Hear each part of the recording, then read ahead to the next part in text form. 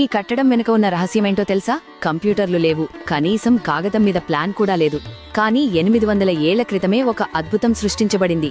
ఇదే రాజస్థాన్లోని రణక్పూర్ జైన్ ఆలయం. కేవలం ఒకే ఒక భారీ పాలరాతి శిల నుండి ఈ ఆలయాన్ని చెక్కారు. ఈ ఆలయంలో మొత్తం 1444 స్తంభాలున్నాయి. ఆశ్చర్యకరమైన విషయమేంటంటే ఈ 1000 స్తంభాలలో ఏ 2 స్తంభాలు ఒకేలా ఉండవు. ప్రతి స్తంభాన్ని కేవలం కంటిచూపుతో కొలిచి చేతితోనే అద్భుతంగా చెక్కారు.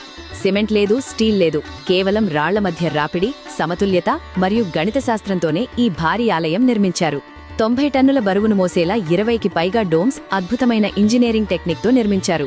సూర్యరశ్మి కిటికీల గుండా ప్రవేశించి ప్రతి గంటకు ఒక ప్రత్యేక శిల్పాన్ని తాకుతుంది. ఇది రాతిలో చెక్కబడిన ఒక సోలార్ మ్యాప్ లాంటిది. నేటి ఇంజనీర్లు పరీక్షించిన ఈ కట్టడం యొక్క అలైన్మెంట్ మిల్లీమీటర్ల తేడా కూడా లేకుండా ఖచ్చితంగా ఉందని తేలింది.